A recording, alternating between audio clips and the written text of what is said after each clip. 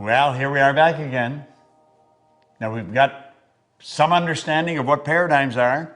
We know that if you know how to get to where you're going, you're probably going in the wrong direction. You're not going after what you want. See, the beautiful thing about goals is that it's a forever, never-ending experience. You're going on a journey. You're always going where you've never been.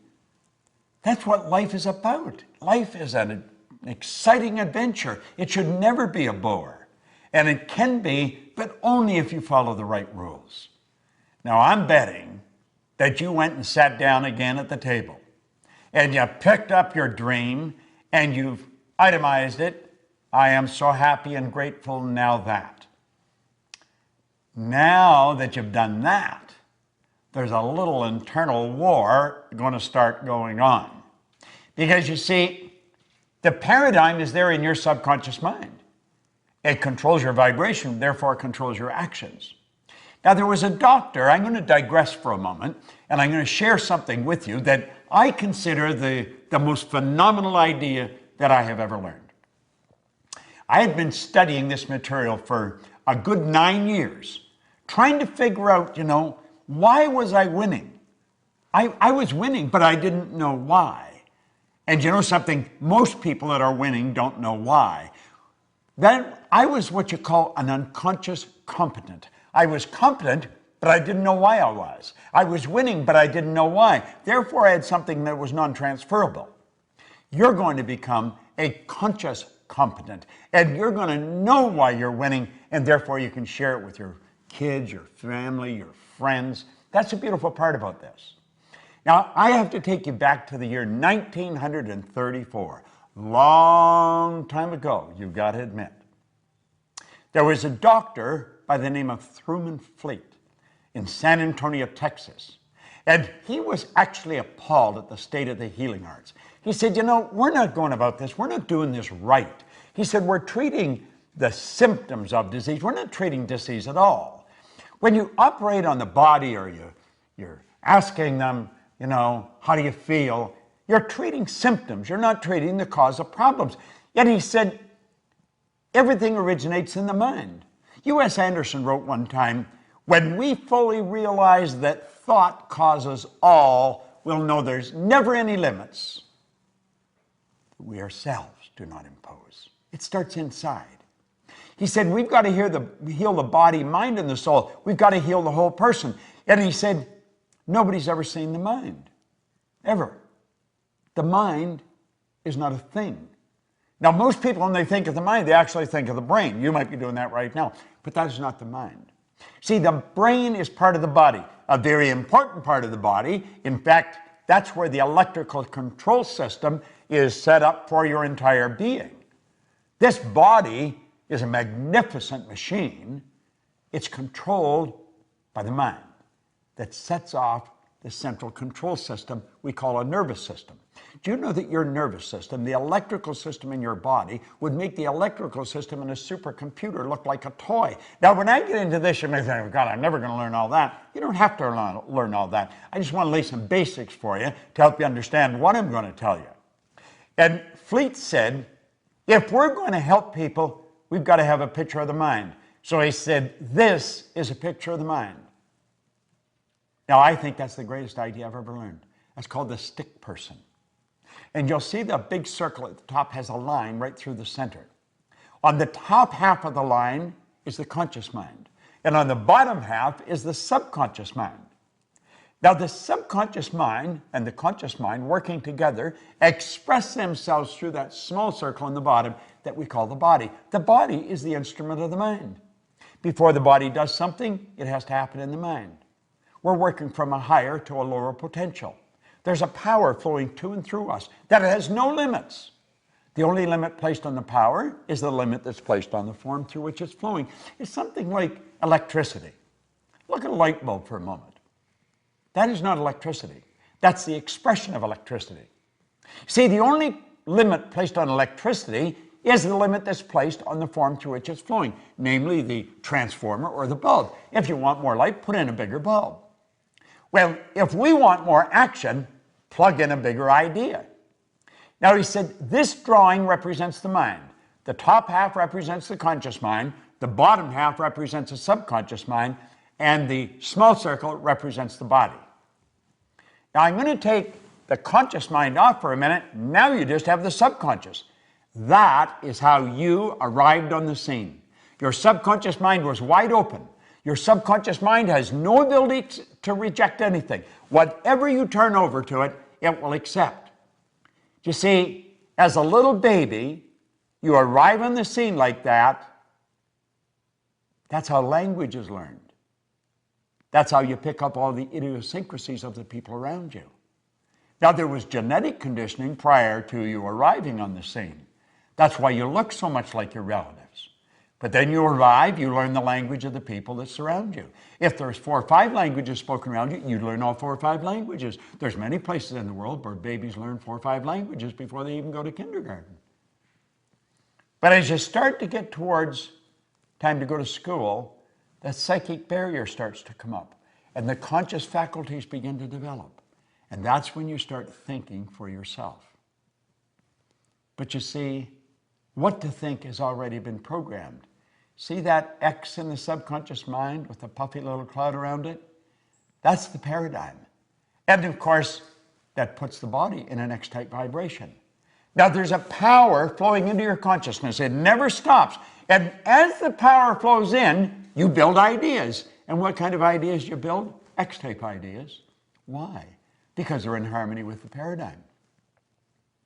If you start to think thoughts that are not in harmony with the paradigm, it causes quite a bit of discomfort. Now think. If you've never jumped out of a plane, go up in a plane and contemplate jumping out of it. You'll start to feel very uncomfortable. You see, it's not an X idea. It's not an X idea. Now, it could be that you get involved with that, but not as long as you're thinking X-type ideas. Now, do you see, your life to this point has been controlled by a paradigm, and so you've been thinking thoughts that are in harmony with the paradigm. That is why we keep getting the same results over and over and over again.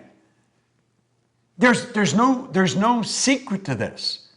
It's predictable. If you watch people, you'll watch how they move. There's habit patterns being expressed, behavioral patterns that's producing the same result.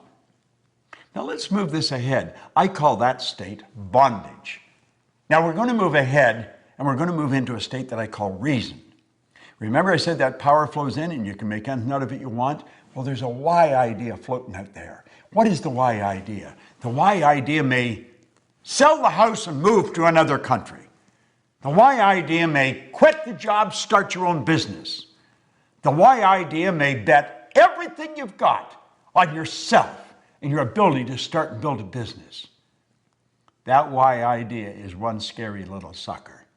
But you know something? As long as you keep it in your conscious mind and just think about it, everything's cool. And you see, while your dream was on the table, everything was fine.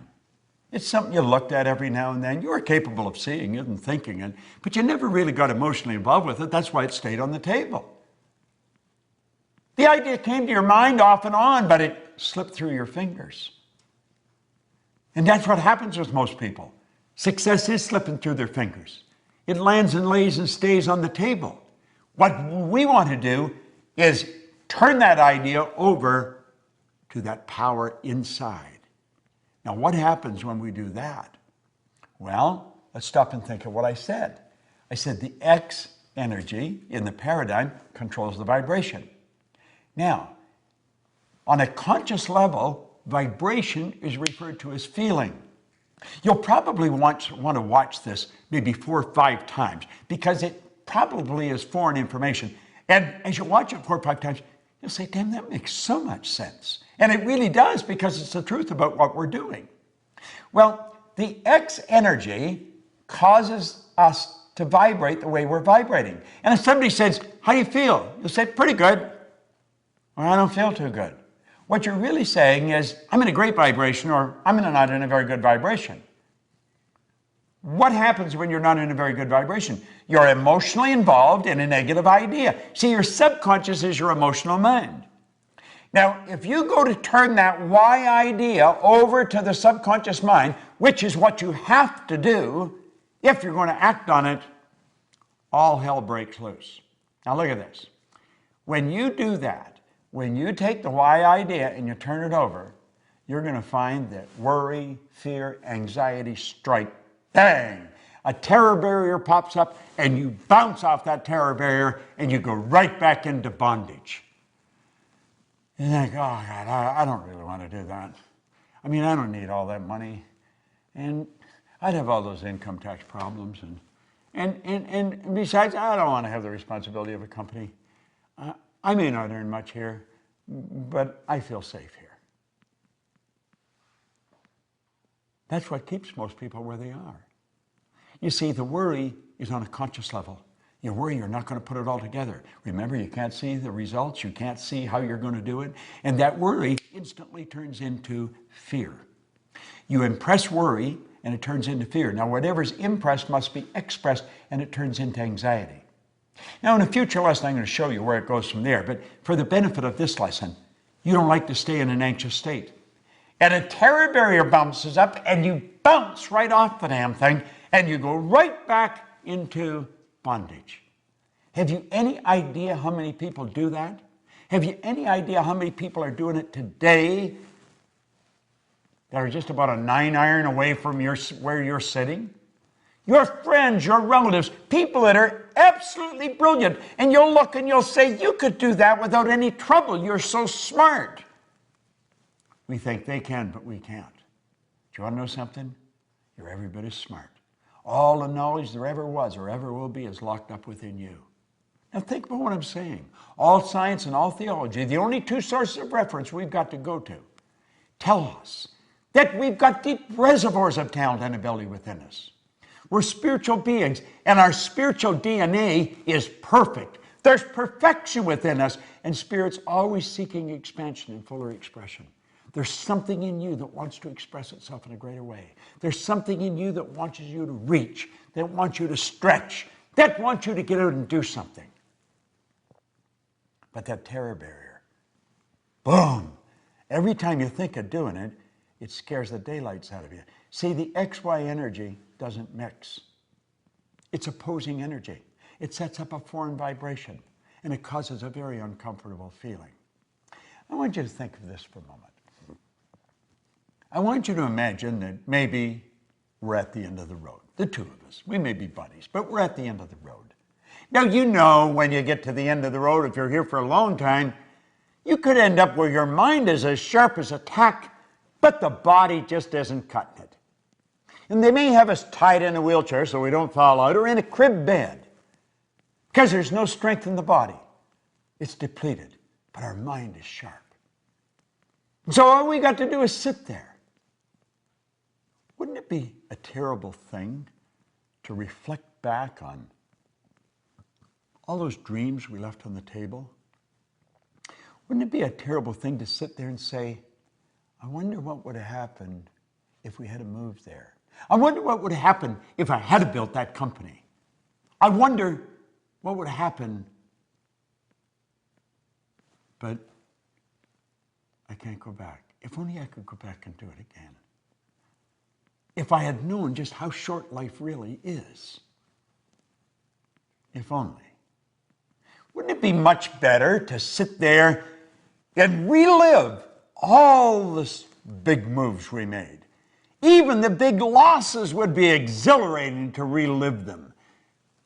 Wouldn't it be wonderful to go back and relive the dreams that we conquered? Oh my goodness, I think that would be great. Well, you see, you've got a choice. And you can go crashing right through that terror barrier. Joseph Campbell said, the cave we feared enter holds the treasure that we seek. Now, you see, you've got it within you to just say, I'm going for it. See, on the other side of the terror barrier is freedom. And you know that's what we seek? If you go to Washington, D.C. in the United States of America and go visit the Korean Wall, in honor of all the Americans that lost their life in Korea, you will see carved into granite, freedom is not free. You don't have to know how to get there, and you don't have to have a plan.